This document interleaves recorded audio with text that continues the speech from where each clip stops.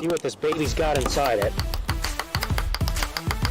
Hey, what's up, guys? Brett from Hapticast here. Bark, bark. Ew. You suck you off, Bill. Oh, Josh, I hear screaming. Oh yeah! It's gone. The controller's gone. Look at that. You look fucking fantastic. Welcome to Haptic HQ.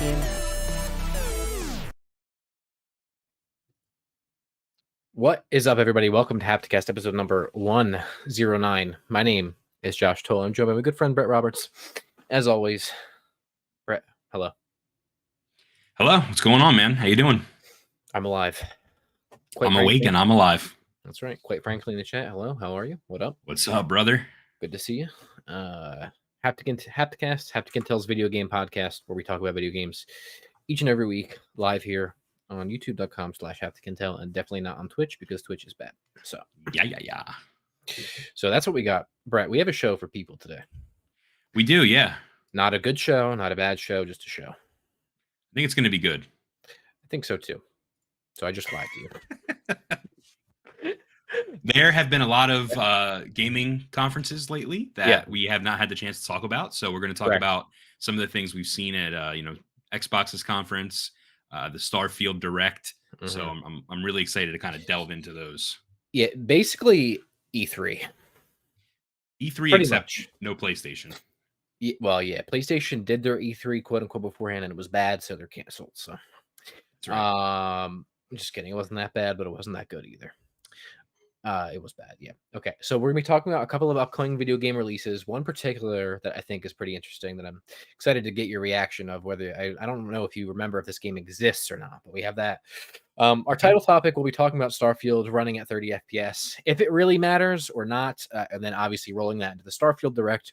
And then we're going to kind of just touch on briefly Summer Games Fest, the Xbox Showcase, Starfield Direct, the Ubisoft Showcase, the Capcom Showcase, all these showcases. We're not going to go through each and every game at all these, but we'll talk about what struck us, general thoughts about the show. If you want a list of all the games that were shown at these showcases, then go Google it, because this isn't the place for you. Okay. Then kind of our two big stories. We're talking about Xbox's Phil Spencer revealing some, current state of the union, if you will, behind closed doors about Xbox. Some very interesting tidbits in there, at least in my opinion, if you're interested in Xbox and the, gaming industry as a whole.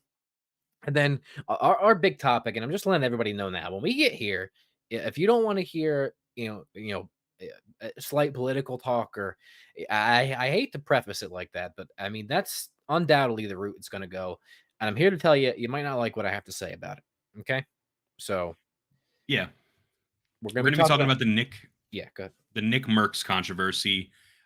Twitch streamer NickMercs recently in some hot water for some quote anti-LGBTQ plus comments on his Twitter account, causing some stuff to happen that has a lot of people upset, and we're going to talk about it. And listen, you might not like our side of it, but we're just going to say NickMercs is bad.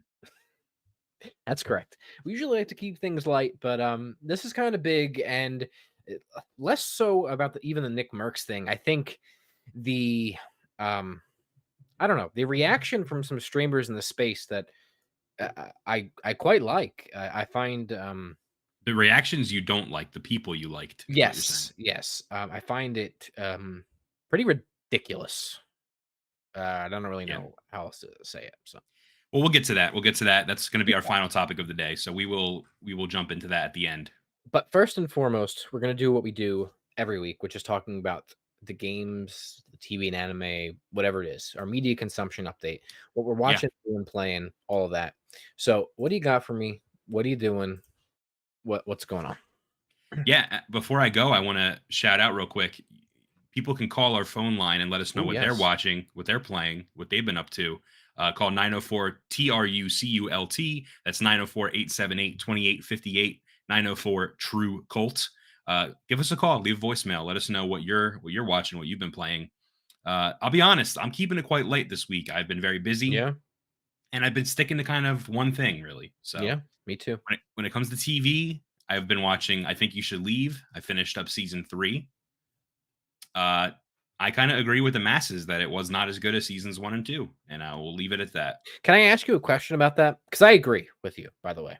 Yeah. I think there's some bangers in there, no doubt. Yeah, Some yeah, I agree. some all-timers, some instant classics. My question to you is this. Yeah. Have we been so inundated with content from the first 2 seasons and it's become so ubiquitous with, our culture, even how we speak, just Mhm. how we consume it, and we kind of put it such on this pedestal that really anything they put out wouldn't have met that expectation? I don't think so because Hmm.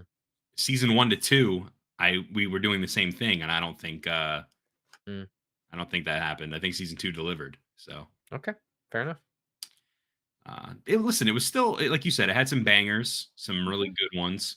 Some were just there, and then it just ends, and I was left wanting more. Like I was like, wow, I really hope this season.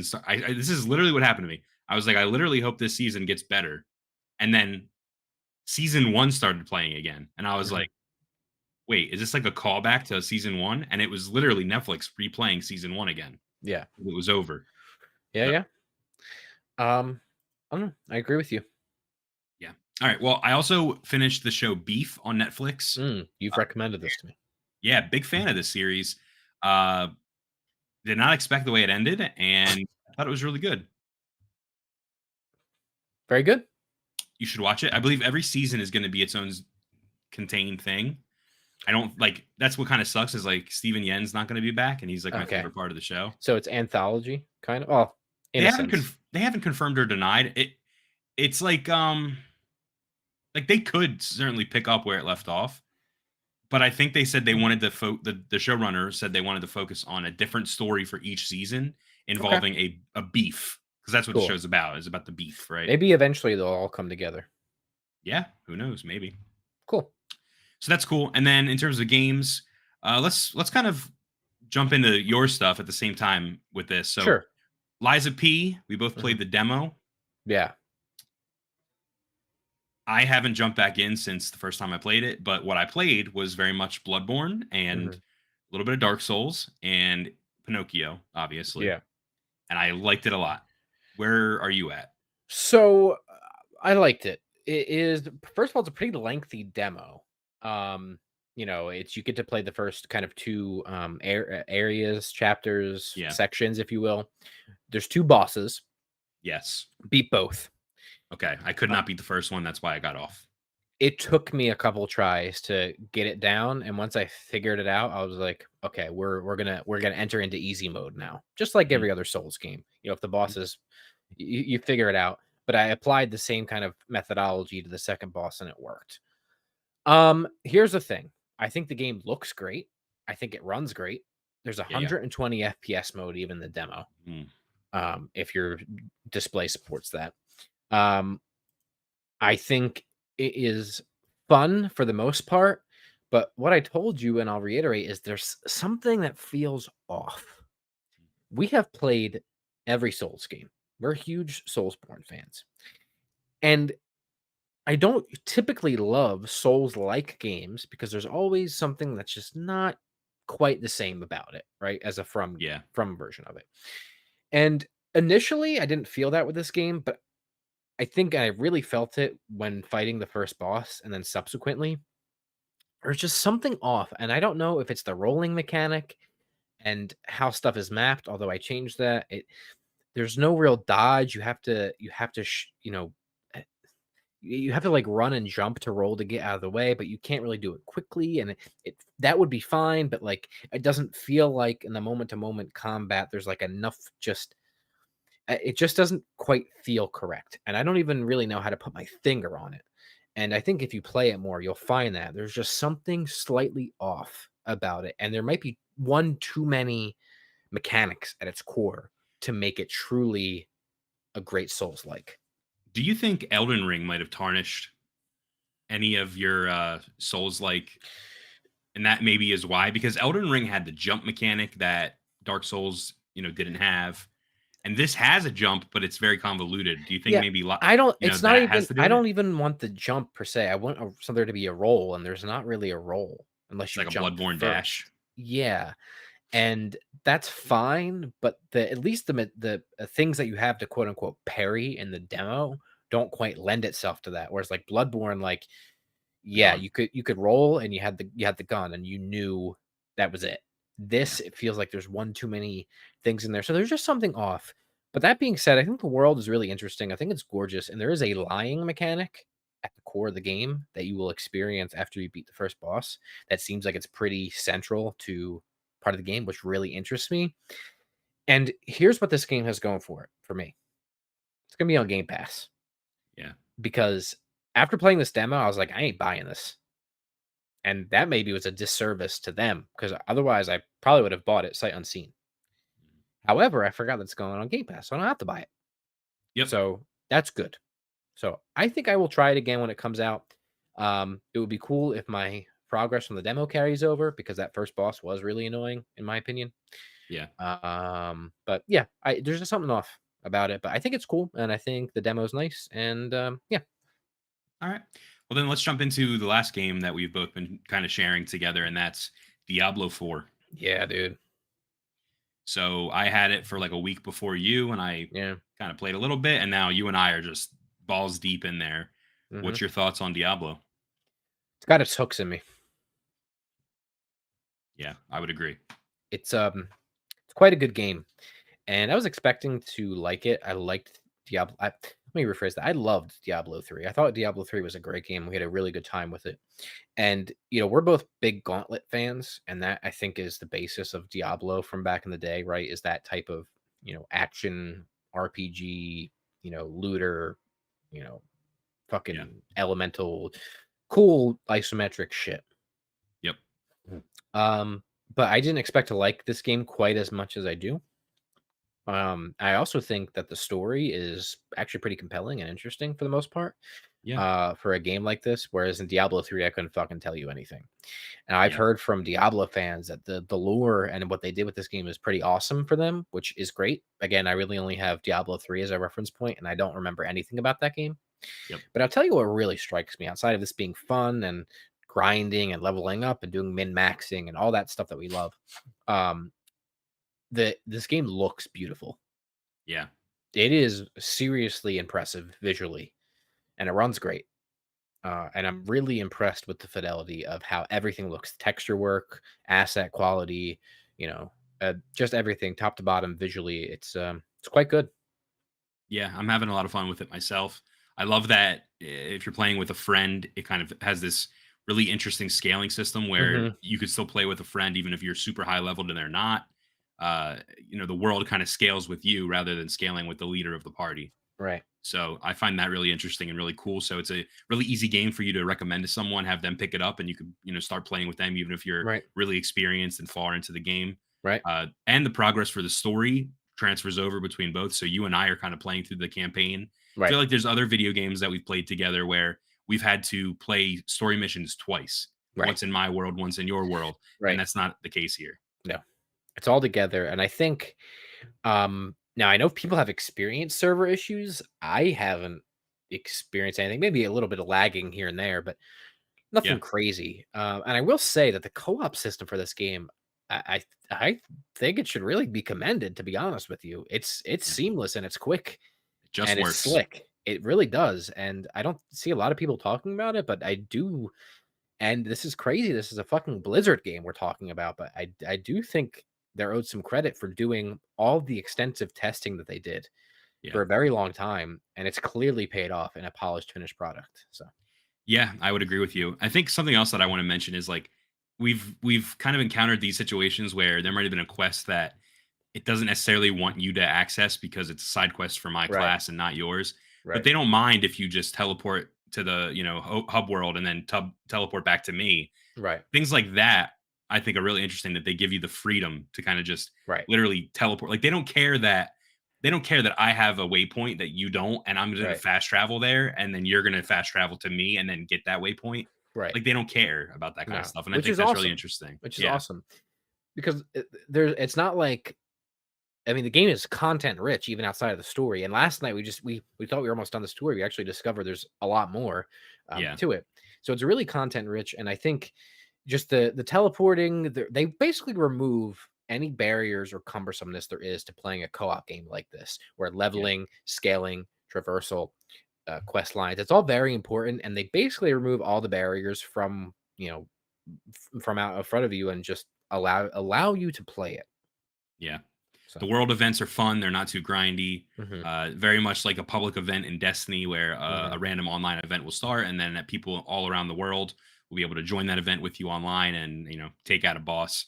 I'm having a lot of fun with it. So Me too. And I'll be playing once we're done today. So yes.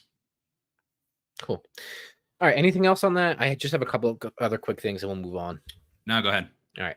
I'm still watching Silo and Foundation. We'll see. Silo better hurry up. I think there's one more episode. We'll see. It better hurry the fuck up. That's all. Yeah. I'm So gonna there's say. like 7 episodes out now. I'm still on 4 or 5. Yeah, I think the season's 9 or 10. Gonna be 9 or 10. So it better hurry up. I have one episode left in Foundation.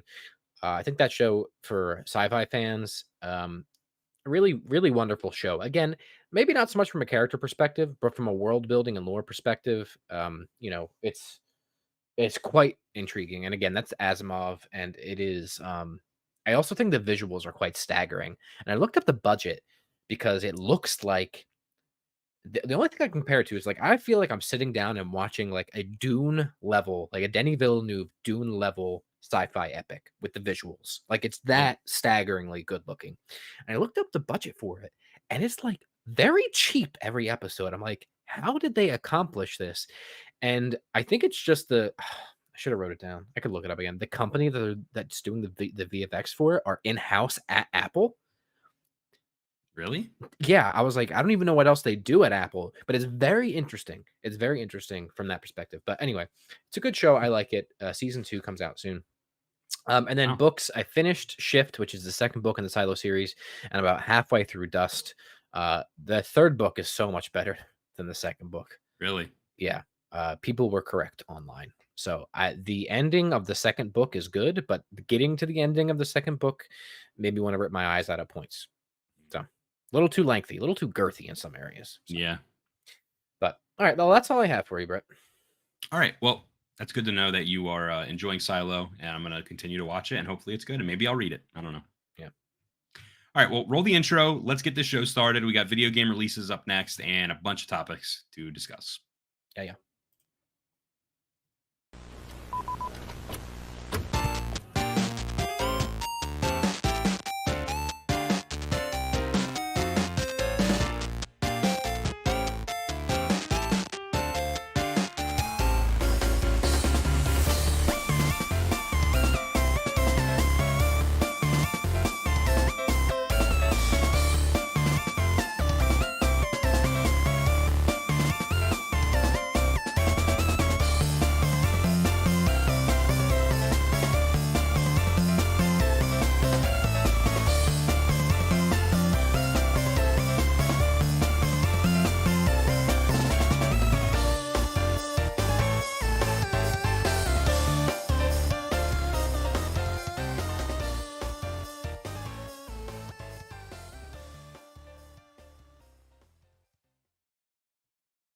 All right, Josh, let's hop into the upcoming video game releases for this week. First off, Black Desert Online Land of the Morning Light expansion releases on PC June 14th, which is tomorrow. Whatever that is. Black Desert Online is I know it as like an MMO, and it has like a really ridiculous character creator where you can make anything, anyone. I like that. So including cool. our friend Brandon. You can make our friend Brandon in any character creator because he's such a basic bitch. Crime Boss Rockay City is releasing on PS5 and Xbox Series S and X on June 15th. Are you ready for this? Well, hold on. We saw this at the Game Awards, and it has since already released, I thought. This is the next gen versions of it. Okay. Yeah. What am I ready for? For it to come to PS5, you're going to play it, right? Oh, no. This game looks like garbage, dude. It's got a bunch of like weird celebrity. This is a game that's going to have a cult following one day. It is. Trust me. I don't know about all that. Layers of Fear, which is an awful title for a game. Was Layers of Fears And now Was they it? just this is the Layers of Fear sequel, Layers of Fears, which they changed to now just be called Layers of Fear, like the I thought first game. no. I think the first game is Layer of Fear, isn't it? Oh, you're correct. So You're they just put correct. the S on layers. Yeah, it was Layer of Fears. You're right. They changed it. This is dumb. Well, it's coming out on PC, PS5, Xbox Series S and X, and I accidentally just closed out the dock. It was There it is. That's Bloober Team. So Yeah, June 15th. Aliens Dark Descent releasing on PC, PS5, Xbox Series S and X, PS4, and Xbox One on June 20th. Josh, is this the Aliens franchise? yeah, I did not know this game was coming out. yeah. Cool. Crash Team Rumble is releasing for PS5, Xbox Series S and X, PS4, and Xbox One on June 20th. And that is all I have for you in game releases. Yeah. All right, let's hop into our title topic, shall we? You ready? Yes, Josh, I have a question. Yeah. What? I was going to ask you. Well, go ahead. I was just going to say, I'm ready to talk about Starfield. Are you? Yeah, I want to ask you, does Starfield running at 30 frames per second matter? So I'm ready to be called the biggest hypocrite in the world. I think you should. And I absolutely called should that. be. Yeah. Because You were shitting on Starfield. we've been prepped. I knew it was coming, right? So Starfield, first of all, let's just say it's confirmed to be running at 4K 30 on Series X consoles. It's Yes. 1440 30 on the Series S, and it's whatever you want on PC. So, to give a little background, for a while, first of all, I'm a frame rate snob. Okay, I'm a performance snob. I just am. Okay, it's been ruined for me since. You know what game ruined frame rate for me? Was back in the day playing Dark Souls 2 Scholar of the First Sin. Yeah. It's the first time I saw a video game, I think, running at That 60, smooth? and I was like, I agree. I was like, yo, is that what I was 60 like- FPS looks like? this game looks weird. Yo, you're like running through the grass and shit. Yeah. And then ever since then, it's been ruined for me since then. It's so funny Yeah. that a Souls game is the fucking one that did that. Now, it was a remastered, but anyway. So for a long time, I've been saying that if Starfield runs at 30 FPS, I ain't playing it. And it's going to be bad.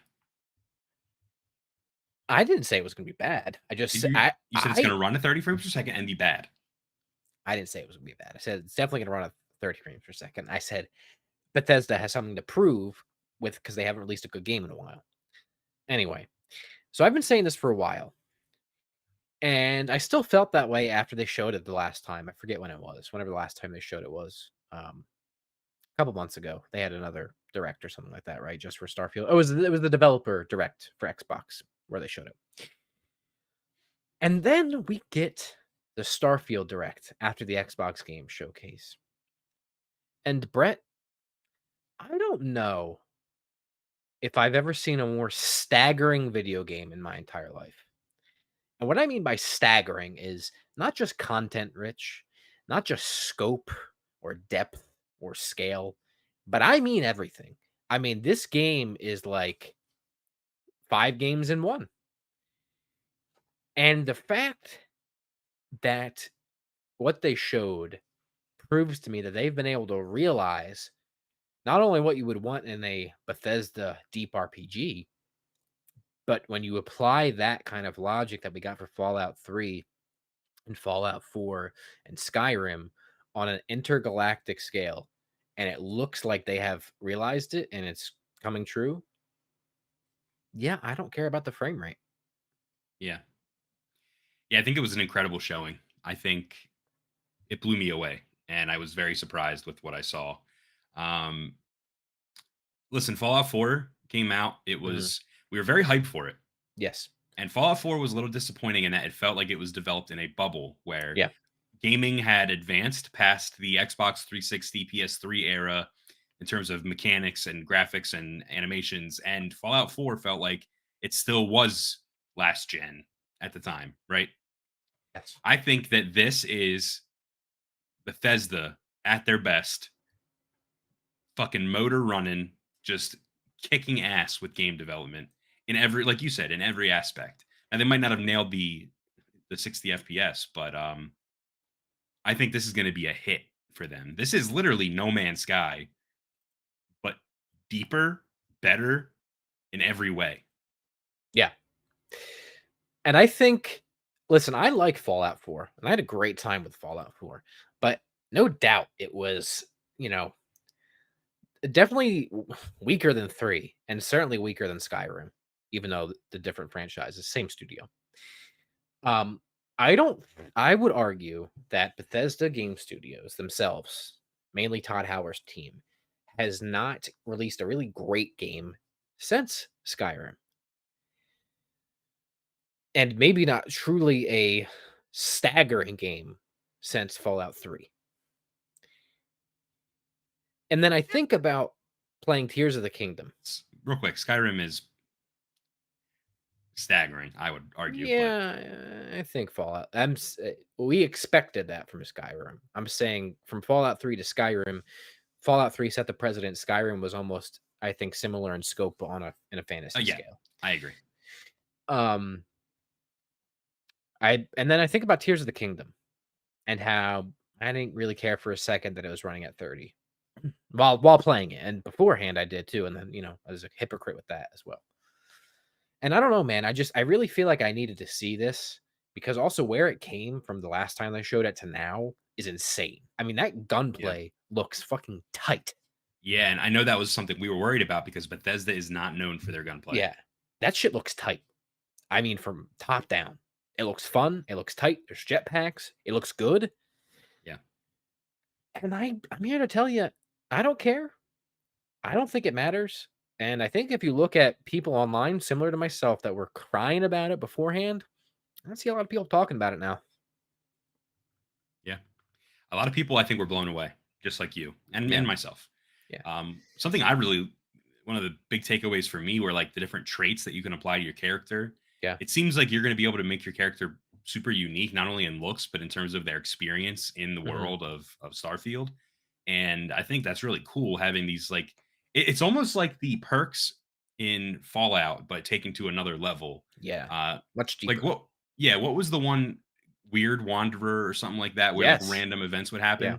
I was getting vibes like that, like game altering perks, basically. Right. But like for example, one was you become part of a religion, and then if a certain pirate organization like tries to rob you, you like tell them you're part of their religion, and they'll let you go.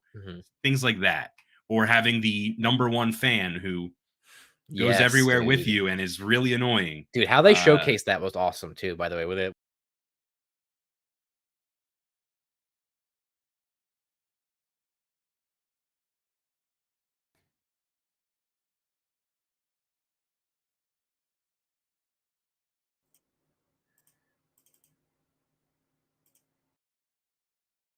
Good.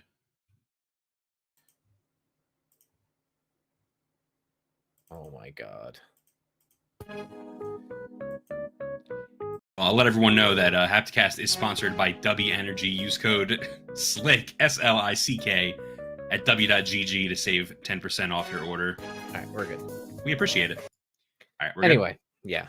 I fucking hate Streamlabs. We need to record me saying that, and then I could play that. Yeah. In case anything ever happens. What was I saying? I don't know. That's the best part about when that happens. We lose our train of thought. I'll tell you when I was really in for Starfield. I mean, you're talking about. Hold on, I know the perks. Yeah, we were talking about the fan. You're like, it's really cool how they did that too. Oh yeah, how they showed it, how it was integrated, and then them being like, and then you can end it or fix it or get rid of whenever it you want, whenever you want, and they just showed them about to kill the guy, which Yeah. is awesome because that's something I would do. I would get so annoyed, I'd be like, oh, you know what, you're done, goodbye.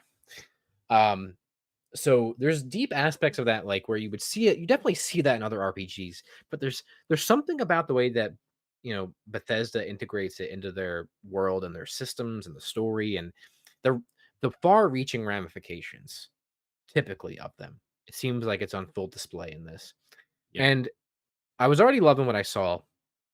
And I didn't realize initially that it was going to be 45 minutes long, which it was, which is, I mean, maybe one of the most in-depth things we've ever gotten for as far as a direct for a video game goes.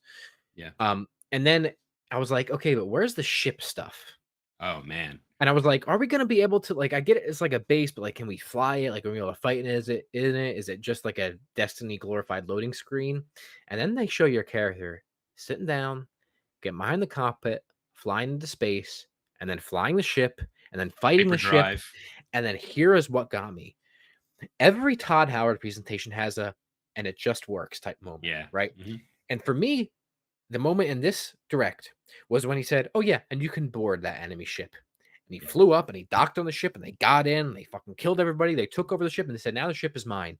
And when that happened, I was like, "All right, That's such a you thing to like. I'm done. I liked it too, but I'm done. yeah, that's Every awesome. ship I see, it becomes mine. Yeah. That's it. It's over." And then the one woman that they had, the developer, that was like, "And I just like stealing stuff, and yeah, it might have issues." Like, that's exactly how I play Bethesda games. Yeah. And when they said that, I was like, "All right, pack it up." Well, Let's the go other home. thing about the ship that's really cool is the customization. And Yeah. they showed that you could customize literally every part of your ship. But then not only that, but they had like little like statues almost that they were making out of the different ship parts. Mechs. He made a mech at Yeah. one point. So Yeah. I thought that was cool. And also, how about the crew? Yeah, dude. Being able to hire your own crew, that is big. So there has been companion systems, obviously, in previous Bethesda games. I mean, in Skyrim, I think there is too, but I know Fallout 3 definitely has it, because you can use it to great effect. But I'm thinking about how the companion system in something like Fallout 3 played in, where like depending on the companion you have, allowed you to access or not access certain parts of the game or areas or coordinate with people or whatever it might be. And then you think about applying that to an entire crew of people where it's like, I'm on this planet, I have, I don't know, 5 people on my ship, I can't access this, but this person knows this thing or has this skill, let me bring them along with me. That's fucking awesome. Yeah, and they showed like a charter almost that showed all of your crewmates, and Yeah. it showed what their skills were, like what they were proficient in. And I think that's going to be a game changer. That's pretty big, because then you're going to look to drop people and maybe meet someone new at a port that has a skill in flying a ship or defense or turrets or all these different skills that are available for your ship. Yes. Maintaining your ship. So. Yeah. And then real quick too, following up and continuing with that, and maybe why the 30 FPS matters even less, and maybe take it with a grain of salt because maybe it's just marketing.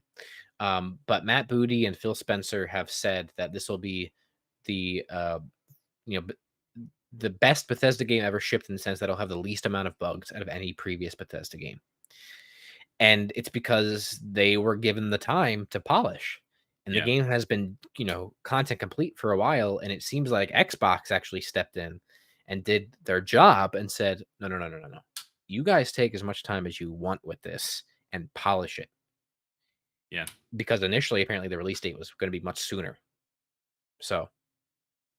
Well, that's good. And I think it showed, because it looked really good. Yeah.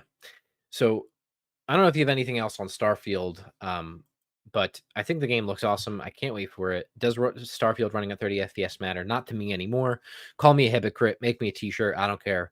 I'm going to be there day one. I can't wait to play it. I mean, the video game looks truly incredible. Yeah. So. All right. Let's move on, shall we? Let's talk about the rest of this stuff at the Xbox Showcase, yeah? Yeah. So I don't want to talk about each one of these things, but I don't know how you want to do this. If you have standouts that we can talk about, yeah, or what. So yeah, well, in general, top down thoughts of the Xbox Showcase. What do you think? Yeah, I mean, listen, I watched the Xbox Showcase after it was live. I think you did as well. Yeah. We saw everything kind of online developing. We were together at the time, and we were kind of being blown away by some of the stuff that people were saying on Twitter. Mm-hmm. And I think it's very important to state here that Xbox absolutely killed it. This was a show that needed to happen. This was a direct response to the competitors and PlayStation and the kind of showcase that they just had. This was them saying, Xbox ain't got games. All right, here's our games. And they're all first party, and they're all great, and they all look awesome. And also, it's almost all gameplay. Exactly. So correct. I think they knocked it out of the park, to be honest with you. Really, and there's some stuff I don't care about, and I'm sure you feel the same way. Oh, absolutely. But there's also stuff that I don't care about. I was like, I know for people that's big, like Fable, for example. They started with Fable. I played Fable 2 back in the day. I think I'd probably like Fable more now if I played it than I did when I was younger. And I know people have some vibe issues, whatever that means, with this new Fable trailer. But I think that's big. just to come out of the gate swinging with Fable, a pillar of Xbox's history. So I thought that was cool.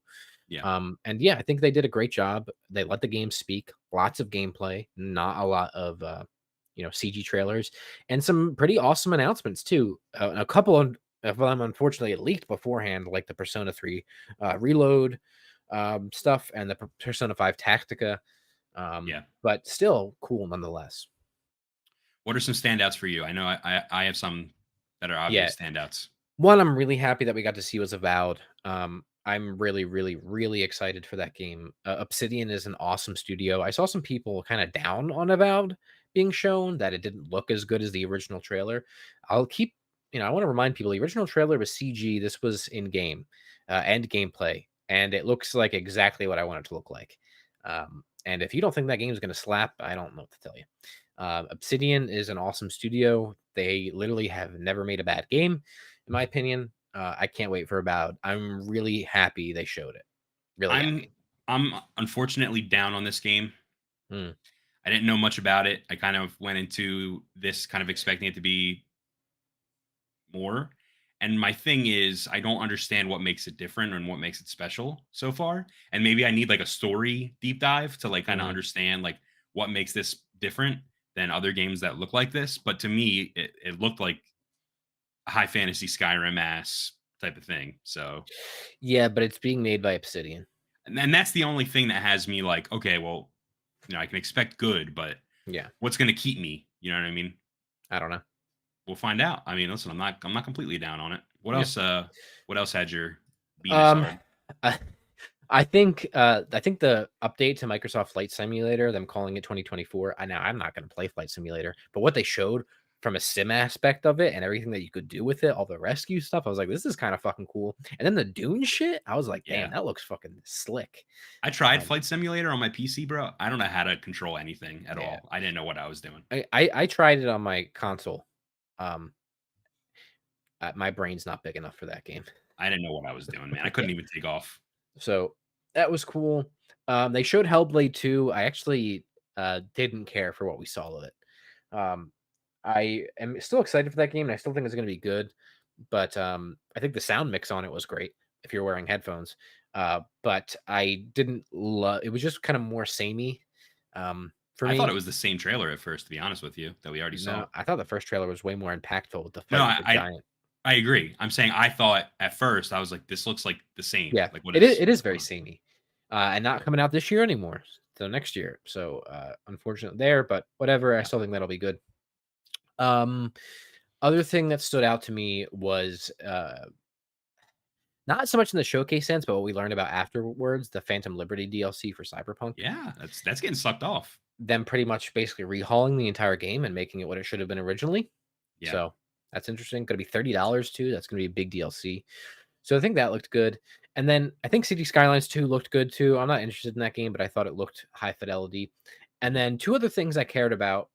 The one, Clockwork Revolution, I think it looked good. I forget that's In Exile, that studio, which I've heard great things about. I don't know much about them, but apparently they confirmed that's going to be a full-blown RPG. So that's interesting. But the big one for me, and this might seem so silly, but Metaphor Re Fantasio. No, it's not silly. Coming from the director of Persona 5, the composer 3, 4, and 5, by the way. 3, 4, and 5, yeah. The composer of 3, 4, and 5, and the producer of 3, 4, and 5. Now, you telling me I shouldn't be excited about this game? No, you should. I absolutely should be, and it looked fucking slick. It looked beautiful. The UI alone was like Persona 5 on crack, which, dude, if you know Persona 5, the UI is insane. This looks like high fantasy Persona. Yeah. And I'm here for it. Every part of it. And they showed the social link shit. Yeah. I can't wait for this game. There was some like religious undertones, like gods and stuff. So I'm really interested in this as well. I think this one was a sleeper. No, not a lot of people are talking about it, but this is a big Atlas game. This is going to be their game that's kind of holding us over until Persona 6. Right. So I think this is a hit, man.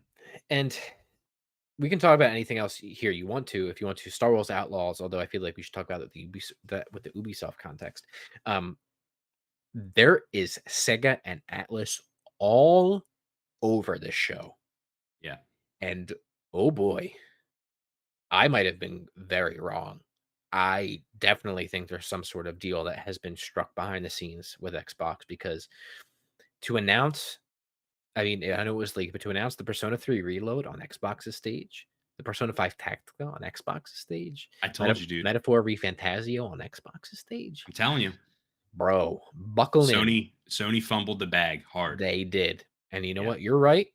I was wrong because, I mean, dude, they're fucking all over this show. Insane. So that's great, though. I mean, I'm not complaining.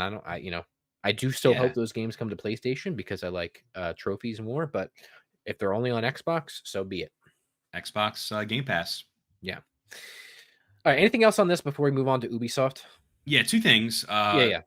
Number one, the thing I just said, Game Pass. Yeah. Yes, dude. That's huge.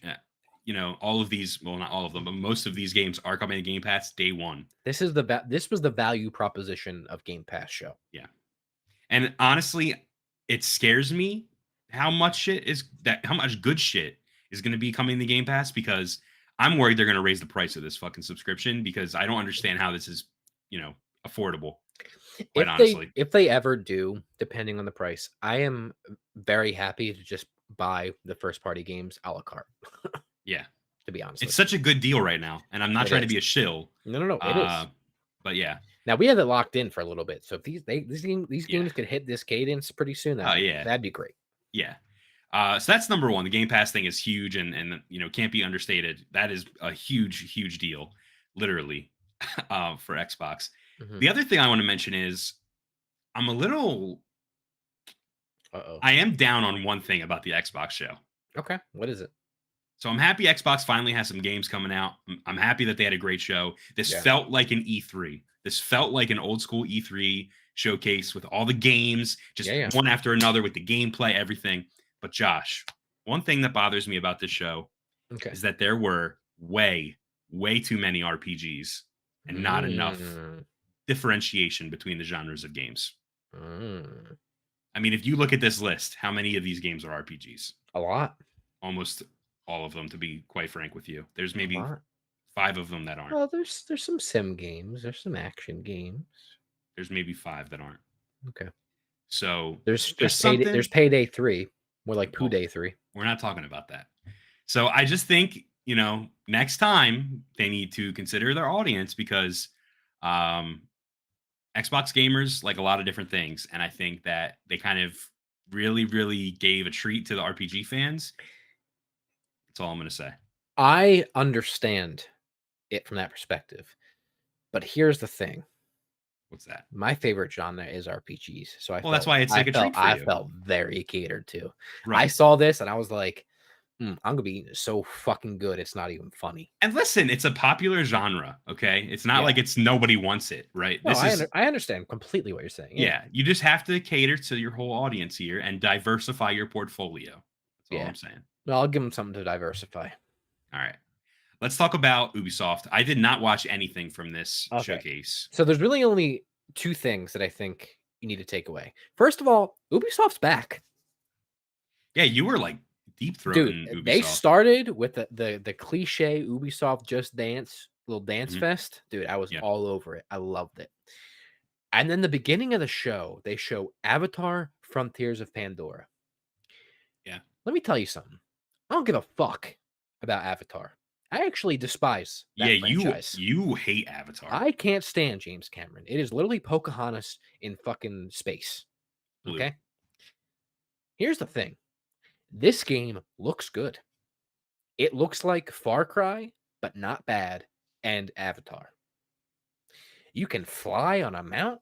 You can fly all over Pandora. You got fucking wars going on. The story seems interesting. You have fucking first-person shooter combat. You have bows and arrows. You can ride shit. It's beautiful. It looks like there's deep RPG elements in there. This game, honestly, was very surprising to me. I think Ubisoft is very lucky that James Cameron was willing to lend this IP to this game, because it's a shoe-in. Pandora is such a cool world. Yeah. He has created I know you're not a big fan of the franchise, but that world is cool. Oh, no, I agree. And now you're going to be able to explore it in an open world setting. And I think that is super cool. It looked I can't stress this enough, dude. I could not believe how good it looked. And this is an Ubisoft game? Dude. And it wasn't cluttered. The UI was clean. It was simple. It was fresh. There was like hardly anything on it. And I was like, oh, but this kind of looks like Far Cry with some of just how they described like going in and taking over enemy bases. And then, when you take over enemy bases, the world kind of reclaims it, right? The nature reclaims it, which is That's cool. such a central part I know of Avatar is connection with, between you and nature, and the story between you being taken from your home by this company and then trying to be militarized and then going back and being a stranger on your home. Like, it seems so cool. And the way that they described that, and credit to the game director that came out, I forget her name, but she really did a great job at selling this. And the game was staggering looking. And I honestly could not believe it. And I'll play it. Wow. I was sold. And it's coming out the end of this year, which is even crazier because Yeah. I thought that game was going to get delayed. This is the first time we're actually seeing really anything of it, and it's coming out this December. Yeah. So it looked great. Definitely check out the trailer if you haven't. Then they showed X Defiant, and dude, you're gonna want to butcher me for this. I played the alpha, the little alpha they did, and I thought, oh wow, this feels pretty good. It's okay, dude. This game looks good. I don't remember this. I think I played it too, though. It looks like a Call of Duty competitor. Like the gameplay looks like Call of Duty, but better. Let me look it up. And it's a bad name. Like the video game is very generic, but it looks good and it looks fun. It mixes kind of Call of Duty with Rainbow Six almost in certain aspects of it, but it's like more of a quick run and gun type of game. It looks fun. I'm not saying it's going to be earth shattering, but it looked good. I thought it showed pretty well. The logo is literally an XD face, dude. Yeah, it's bad. A smiley face XD. Yeah, I'm not saying it's not cringy, but I think it showed pretty good. Well, it actually looks like it had a rebrand in style. Like it looked more Call of Duty serious in the first alpha and beta. And I'm looking at the graphic from the showcase. It actually looks more like fun graffiti. Yeah, they did cartoon. Not maybe that's not the right word, but for lack of a better phrase, cartooned it up a little bit. Colorful, yeah. Yeah. So there was that. Prince of Persia: The Lost Crown. I'm not a Prince of Persia fan. I know this is probably not what the games were before, but I'm here to tell you, it looked slick, and it was gameplay that they showed, and it looked quick, and it's it's side on. It's kind of 2D HD. It looked awesome. It looked very visceral, very cool. It's good. The Division don't care about. Skull and Bones I don't care about, but they had an awesome band on stage, and the rest of the show I don't care about. Not even going to mention Assassin's Creed, but the last game they showed, Star Wars Outlaws, the biggest game that they showed. I was very excited for it, and I got to tell you, there are elements of it that I really liked. Just thinking, from like a Star Wars perspective. Yeah.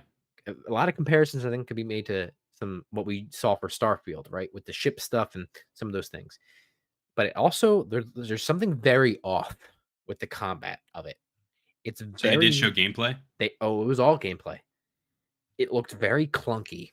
The combat looked very stiff and clunky and slow. And maybe in practice it would feel better, but there was something off, and I didn't love what I saw, to be honest with you. That's a shame. So, I think it'll still be interesting, but I didn't love what I saw. Anyway, that's the Ubisoft showcase. Anything else? Ubisoft Forward. Anything else to say on that before we do Capcom and wrap this little segment up? Yeah, real quick. I did just, when I was looking at X Defiant stuff, I saw something, and I want to confirm with you if this is real or not. Are there operators? Yes. And it looked as if each operator was from a different Ubisoft property. Like there was one that was the Watchdog. Yeah, the factions are aligned with Ubisoft properties. Yes. That's pretty cool, actually. It's like a shared universe of Ubisoft games. Yeah. Oh, which, speaking of the fucking anime that they announced, I didn't even mention the anime with the creator of Castlevania. Far Cry Blood Dragon. It's like a Far Cry Blood Dragon remix or something, and the reason you mentioned it is because it takes other Ubisoft properties and works it in. But dude, it looked so good. If you haven't watched the trailer yet, I recommend watching it. Just talking about from the art style perspective. Yeah. And again, I inherently trust what's his name? Shankar. Adi Shankar from Castlevania fame, if you will, at this point. So that was cool. Power/Rangers. Right. Yes. Yeah. So very cool. And he's a meme lord, and I'll leave it at that. Yeah. Okay. Capcom Showcase, even less to say about this. I watched it. I literally don't care about anything they talked about. Okay, let's move on. I didn't watch it. So, two quick things. One, you remember that game Pragmata? with No, is the that little is that the one that we thought was a Kojima game and the it one with wasn't? with the little girl. Yeah, we thought it was Kojima. Delayed indefinitely. They said that. They had a huge thing of text pop up basically saying like, please be kind to us. We need a lot more time, blah blah blah blah blah blah blah. Whatever. I still think that game looks interesting. Take all the time you want, I guess. Although that's a little ridiculous because you haven't spoken in so long. I wouldn't even say anything. Yeah, that's weird. And then Dragon's Dogma 2 got a very big deep dive gameplay look. I'm not a Dragon's Dogma fan, but from what I saw, it looked pretty good, and I know people are excited about it, so I'm happy for them. Yeah. That's it. And they showed Exo Primal, which please bring back Dino Crisis. What's the deal with Ghost Trick being here? Because that was announced in like February, and it's like a remake of an old game, and I don't understand why it was here. I don't know. Okay. They showed it. That's all I have for you. But yeah, Capcom Showcase was pretty bad. Okay. At least nothing for me. I'll say that. All right. Well, then let's move on, Josh. Yeah. Do you want to take this one, and I'll take the next one? Sure. All right. So as we've been doing, quick little message to people that aren't subscribed. What's up, everybody? It is Brett and Josh here sitting down today to talk about the current state of Xbox. So gaming CEO Phil Spencer delivered a behind closed doors presentation on the current state of the company and revealed some new interesting details about what to expect from Xbox moving forward. That's right, Josh. So listen, if you're interested in Xbox, gaming news, reactions, deep dives, and more, I'm here to tell you you're in the right place. So be sure to hit that subscribe button now to stay up to date on all of our content related to the world of gaming. Did you know that 90% of our viewers aren't subscribed?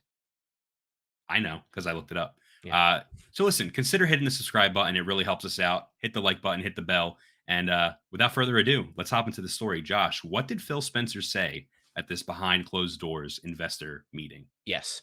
So at a behind closed doors presentation to press, Xbox boss Phil Spencer says gaming revenue for the company is double what it was in the 360 era. That's wild. Yeah, that I literally cannot believe. But apparently that is the case. So Phil Spencer also said that Xbox has more players than ever, that he's expecting more than $1 billion in PC gaming revenue this year, which is pretty big. Huge. And he talks about being committed to the attempted purchase of Activision Blizzard. And he says, quote unquote, we're trying to get to solutions with regulators. Any comments on this specifically? Yeah, I think that's surprising considering we thought Xbox was down so bad. Yeah. With no games, they are thriving right now, which is good for them. Yeah. I love Phil. Yeah. I still want to know how much they're spending on Game Pass, which they always conveniently do not talk about. Although I guess, why do I care? I don't know. Right. What do you think about the $1 billion in PC gaming revenue this year? Yeah, I think both. Well, I think Xbox realized it first, but I think both Xbox and PlayStation are realizing how lucrative of a market that can be for their games. Yeah. Now, Xbox, that's Game Pass. For PlayStation, it's porting first-party games to it. But I think they're coming to grips with how lucrative of a market that is, how ubiquitous of a platform it is.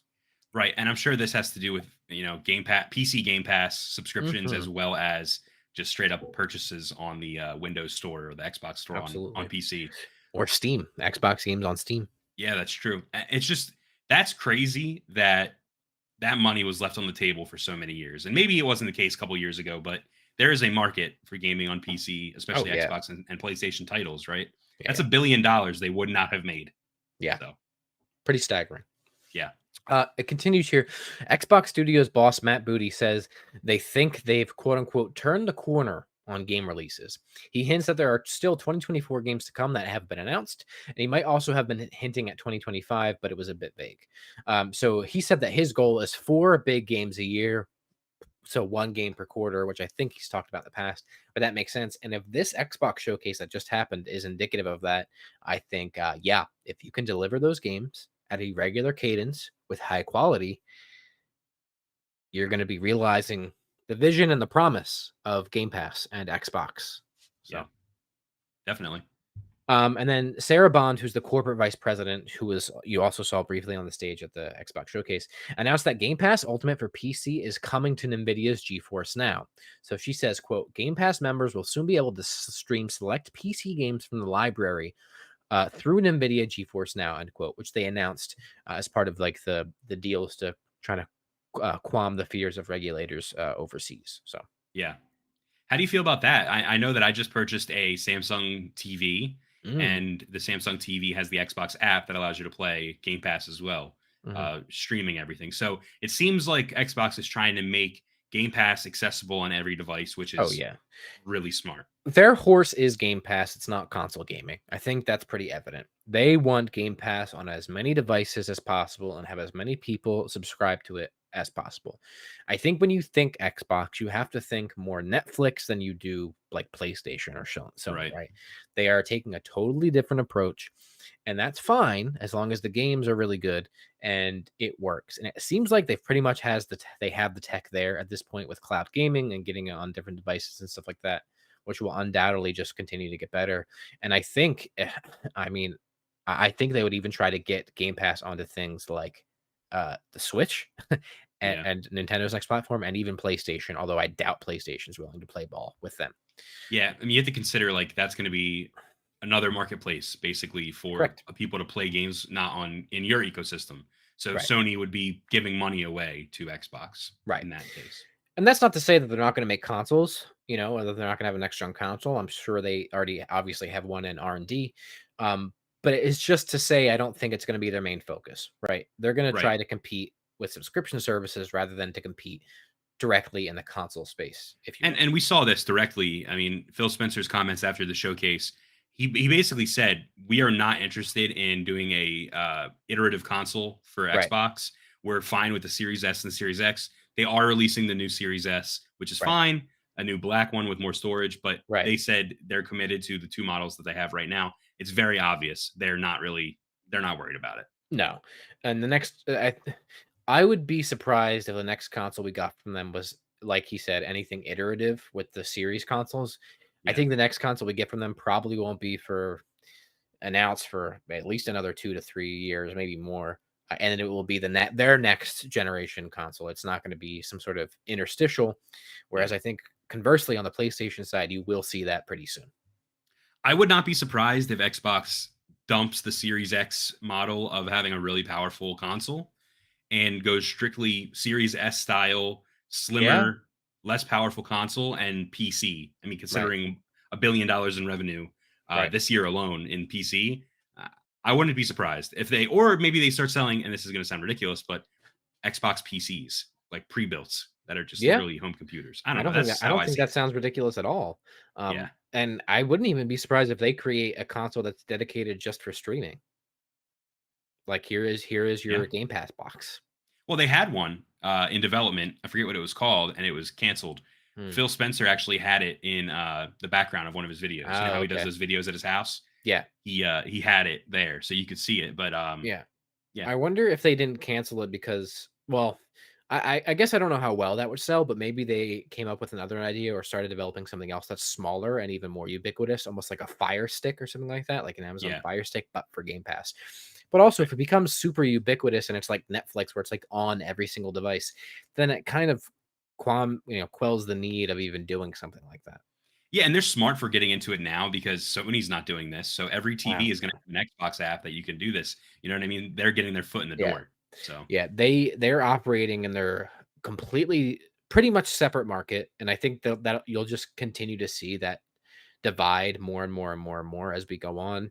And then I think there's a future where Xbox is operating in their own kind of sphere, Nintendo is operating in their own kind of sphere, and PlayStation is operating in their own kind of sphere while trying to also piss on everybody else's parade. right. Shout out to Xbox, Phil Spencer. I mean, we were literally like so down on them a Mhm. week ago, and now everything is completely turned Yeah, around. All we we're needed back. was they're back, baby. Let them cook, right? We just Mhm. needed to see what they were working on, what they had, because things looked very bleak. Yeah. So I have faith in Phil. We Hashtag shouldn't Faith doubt and him. Phil. Yeah, we should not doubt him. PHAITH, Faith and Phil. That's right. Anything else? No. All right. Let's move on. We're going to talk about something a little Oh, boy. controversial here, a little political. So I'm gonna tell the story, and then I'll give my thoughts and opinions. But before I do that, let's do a Yeah. little hook for our viewers. So, what's up, everybody? Josh and Brett sitting here to talk about some drama in the streaming world surrounding NickMercs, Tim the Tap Man, and Doctor Disrespect.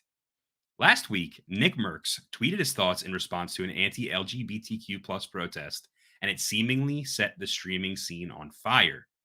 We're here to break down exactly what happened and give you our 2 cents on the topic, whether you want to hear it or not. That's right, Brett. So, listen, if you're interested in streaming news, gaming news, reactions, deep dives, and more, I'm here to tell you that you're in the right place. So be sure to hit that subscribe button now to stay up to date on all of our content related to the world of gaming. And Brett, did you know that over 90% of our viewers aren't subscribed? That's right. Yeah. So listen, if you're listening to this and watching this video, consider hitting that subscribe button, and as it really helps us out. Brett, without further ado, let's hop into the story. Please give me the background. All right, so here's the unopinionated. This is what happened. This is the story. Yes. So last week, streamer NickMercs, a FaZe Clan co-owner and one of the most popular Call of Duty streamers in the world, reacted to an anti-LGBTQ protest at a school board by tweeting, quote, "They should leave little children alone," unquote. In response, Call of Duty removed Nick's brand new operator skin bundle in Call of Duty Modern Warfare 2.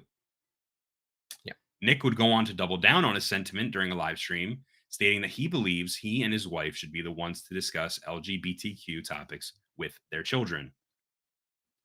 Nick received criticism online for his tweet, but streamer friends like Dr. Disrespect and Tim the Tatman both publicly defended Nick, with Tim asking Call of Duty to remove his operator bundle as well, which Call of Duty has since removed.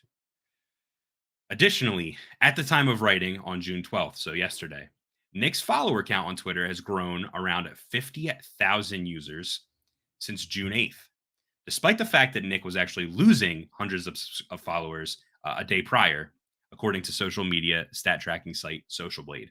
It's unclear if he gained Twitch followers or Twitch subscribers. That's a little harder for people to kind of measure, but a lot of people think that he has since grown, in his following.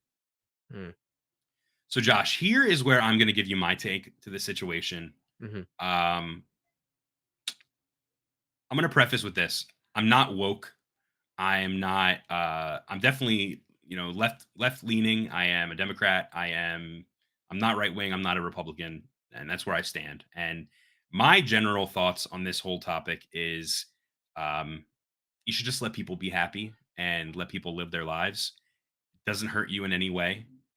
And I think that this whole anti-LGBTQ thing, where you're saying that they are like brainwashing children and grooming children, is quite sick, honestly. And let me delve into why I think that. So my statement to Nick is this: I disagree with your statement, your tweet, but I honor the fact that you're allowed to have your own opinion. That's fair. You can have your opinion. However, I do not believe that you can spew anti-LGBTQ plus right-wing talking points and then act like that's not what you were doing, because that is exactly what you were doing. The save our kids, leave our children alone, all these talking points, they're tired, they're ridiculous, and they're just attempts at making LGBTQ people look like child predators. And in this context, we're talking about acknowledging Pride Month in schools. How is that controversial? Gay people exist. What's the problem with that? Pride Month is about acknowledging them and celebrating equality. Just like Black History Month. It's all about equality. They exist. Let's honor them. That's all it is. No one's saying that your kid needs to be gay. No one's, you know what I mean? No one's arguing that. No one's saying they're going to teach deep things about gay people even. It's just Pride Month. This isn't anything crazy, ladies and gentlemen. This is Pride Month. The thing that I want to point out is he said he wants to teach his children about Pride Month. He wants to be the one to do it. And my thing is, why? Why would you want to be the one to teach your kid about Pride Month? Like I said, they exist. Gay people exist. LGBTQ plus people exist. And the only reason, in my opinion, why you would want to kind of, hide your kids from Pride Month is because you don't want them to know it exists. And you're going to tell them when you're ready. But they're just going to grow up and be confused. They're going to be in the public school system. They're not going to know, what's going on. They're going to have a jaded view of what LGBTQ plus means. And they're going to become racist and bigots and hatred. And it's just going to be homophobic. It's just going to be awful. So anything that just to top it all off, anything he says when he's saying that he's not homophobic, Nick, I'm talking about. It's not like he hasn't publicly admired Florida governor and overall human cum stain, Ron DeSantis, in a tweet weeks before his controversial statement. Twitter user tweeted at him, "Florida is ran by an asshat. No way it's the best state in the country." And Nick responds, "You mean the goat? Keep your dumbass up there in Bufufu land," whatever that means. So considering that you consider Ron DeSantis to be the GOAT, arguing that you aren't spewing right-wing, insano BS talking points inspired by DeSantis is just ridiculous. Absolutely ridiculous. So I think Call of Duty was well within their rights to remove the bundle. I think anyone supporting Nick's statements should be ashamed, and I think they're insane. If you can't see the correlation between this crazy right-wing conspiracy theory, they're turning our kids gay, and what Nick said, then you're insane. And that's my stance on the topic. I agree with pretty much, well, not pretty much, with every single thing that you said. First of all, Call of Duty is well within their rights to do that, right? They can do whatever they want. It's their game, it's their piece of art. And I also love that they actually removed the Tim the Tap Man stuff too when he asked them. That's awesome. Asked. No, he did ask, and he got exactly what he wanted. So here's the thing. First of all, you can be whatever wing you want to. Be right wing, left wing, up wing, down wing, rainbow unicorn wing. You can be whatever the fuck you want. But you're not going to tell me that the person that he is putting up on the pedestal that is running that state, Florida, a great state, isn't at the core of that movement being anti-LGBTQ+. And he's initiating it through legislation in the United States. So it's already happening. So strike one, pal. Number two, this ridiculous point that anybody is trying to turn your kid into anything. Could you not say the same thing for your exact viewpoint of you criticizing the, Pride Month or talking about it or anything like that? Could we not start the same movement and say, leave our kids alone, don't brainwash our kids, but for the right-wing version of this skew? Do you not see the contradiction in your opinion in that? Or religion. Save the kids from religion, right? You can make the same argument. Like, it's the same thing no matter how you look at it. So here's my real problem. He can say whatever he wants. Congratulations, you live in the United States. Doesn't mean I have to agree with you. Doesn't mean you're free from repercussions. Okay? Yeah. Whatever. That being said, when you have a platform like his, and then you spew this crap, and then you get supported by other people that have as big or bigger platforms than you, you're done. You're done to me. It's dangerous. I have nothing nice to say about you. And it's not just, my headset just broke a little bit. And it's, wow. It's off the handles. I got so heated, it's off the handles. We're off the handle. There we go. It's I-95 collapsing. You don't get to do that. It's dangerous because it's not just anti this or your opinion that. It's dangerous, and people will use this and execute it. And that doesn't mean that any of these people are responsible for actions of people in their community, but you are responsible for the words that you say and the repercussions that has and how you could be impacting parts of your community. And honestly, I'm pretty surprised and really just put off by the fact that not only Tim supported this, but Doc too, somebody that I've respected for a very long time. And again, he can have his own opinion, but the way that they handled it was so catty and pathetic and really didn't take a step back. And I think when you get to the level that they are, when they're so insulated, they don't have to deal with it. I think that's why you see the reaction that you do. Right. So I don't know if I have much else to input in it other than I agree with you. I think it's ridiculous. He can have his opinions, but it's dangerous. And just and people, if you're watching this video and they probably didn't get this far if they're watching it, and you disagree with our opinion, why don't you just stop for a second and think if it was reversed and people on the other side were saying it about you, which they probably do anyway, or they were attacking your religion, or they were attacking your identity, or whatever your satiant views are. And then you tell me that it's not equally as ridiculous and contradictory and condescending and just completely disassociated with reality. The problem is, Josh, I mean, I think I don't know what happened, but I think we just don't care anymore about people. And I want to go down. I don't care. Like, I just want to be on the right side of history. I want everyone to be happy. Mhm. And I don't want to look like a bigot. And that's the thing with me is like, why can't you just be a good person? Why can't you just see that like in the future, they're gonna like look in history books and they're gonna go, wow, I was on the wrong side, or like my grandpa or my dad was on the wrong side. Like, how do you think you're on the right side of history when you're actively putting down another person simply because of, how they feel, or not even how they feel in this case? It's who they are. Right. They can't control that. And you're telling them that they can't be that. Yeah. That's really hurtful. And I'm not being sensitive. You know what I mean? I'm not being a bitch. That's the case.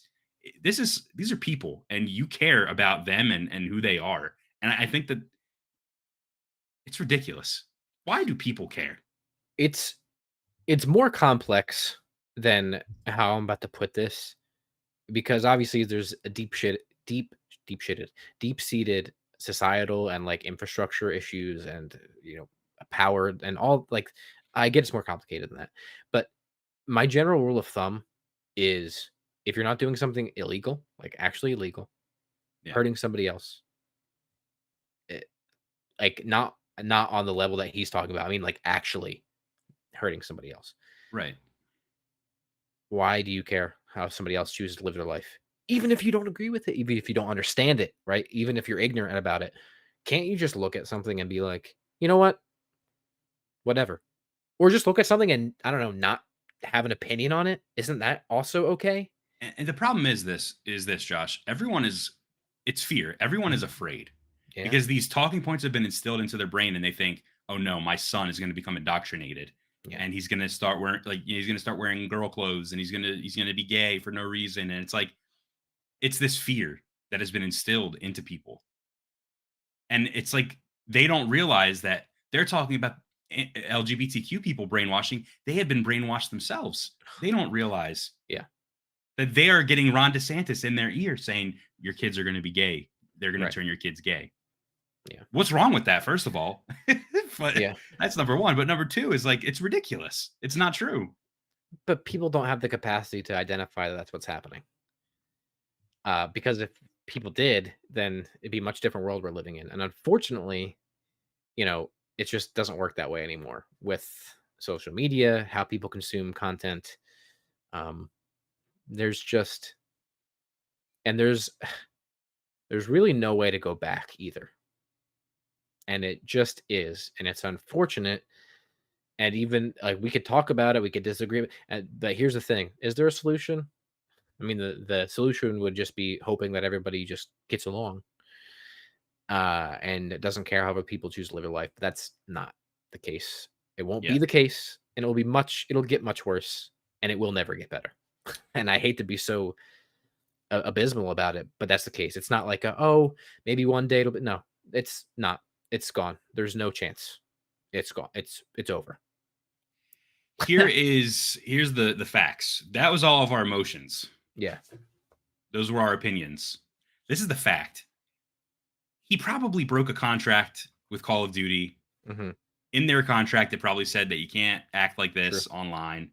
And his shit's gone. It's out of the game. Right. You want to, freak out about it and boycott Call of Duty like Doc is, fine. It's a stupid fucking game. It doesn't matter. Right. Who cares? You want to hurt them, hurt the company by not playing their game? Fine. Do it. That's you're well within your right. It's silly. It's stupid. Yeah. Dumb. And Tim, I get you wanted to support your boy, but it's the wrong bus to be on, pal. The wrong horse to bet on. It's a shame. It is a damn shame. It's a crying shame. I don't know what's going on. But anything else? Anything else to say on that, Brett, or no? Destroy the child. That's it. Hell yeah. We're so fucked up. Everything is so fucked up. Oh boy. So that was a really shitty one to end on. I don't feel great about that. Yeah, but you know what? It is what it is. We Super don't make the news; we negative. just report it Yeah. and discuss it. Well, thank you for joining us. If you watched, if you listened, we appreciate you. Yes. We'll be back next week with another episode. Yeah. But the good news is you can distract yourself from all this because it's a great time to be a gamer. There's Yeah, lots of video games. that's right. Stay off Twitter Yeah. Twitter is a cesspool. and Twitch. That's also a cesspool. Oh, and YouTube- Rumble and Oh, Rumble yeah. and Kick supported NickMercs. I'm sorry. I'm just kidding. I'm still going on. I will never touch those platforms. We'll in be my streaming life. on Rumble soon. Don't worry. Scum. Kidding. All right. Listen. Thank you everybody for tuning in. Make sure you like, make sure you comment, make sure you subscribe to Haptic Intel. We appreciate all the support, all of that. Whether you agree with us or disagree with us, we're just happy that you're here. Be kind to each other, and we love you, and goodbye. You make the tremble in my mind when I think of for some time and I can spend some time.